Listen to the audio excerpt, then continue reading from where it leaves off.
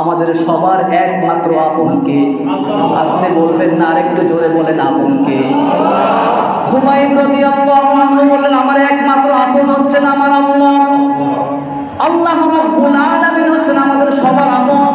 পৃথিবীতে আপনার স্ত্রী, আপনার সন্তান কেউই আপনার আপন নয়।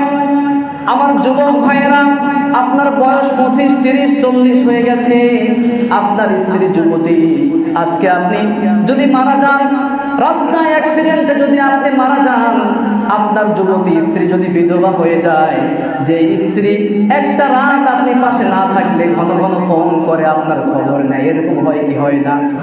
কিন্তু আজকে আপনি মারা যেয়ে দেখেন, আপনার মরার খবর পাওয়া মাত্র স্ত্রী সেন্সলেস হয়ে যাবে, বেহুশ হয়ে যাবে, অজ্ঞান হয়ে যাবে।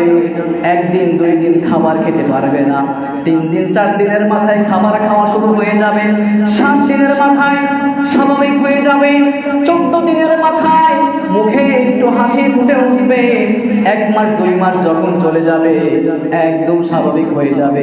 এরপরে আপনার স্ত্রীর মা বাবা এসে আপনার সেই স্ত্রীকে বোঝানো শুরু করবে, মা আমার, আমরা তো বুড়ি হয়ে যাচ্ছি, তোমার তো এখনো বয়স আছে, ছোট্ট একটা সন্তান আছে, তুমি যদি এখন বিয়ে না করো তোমার অবস্থা কি হবে? এছাড়া তোমার তো মাথার উপরে একটা ছাদের প্রয়োজন আছে। আপনার সেই স্ত্রী চুপ থাকবে, বিয়ে পর্যন্ত হয়ে যাবে, বাসর ঘরে স্বামী ঢুকবে।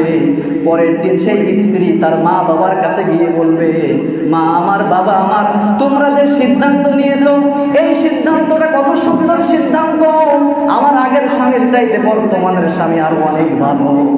আছে না নাই? এটাই হচ্ছে বাস্তবতা, এটাই হচ্ছে দুনিয়া।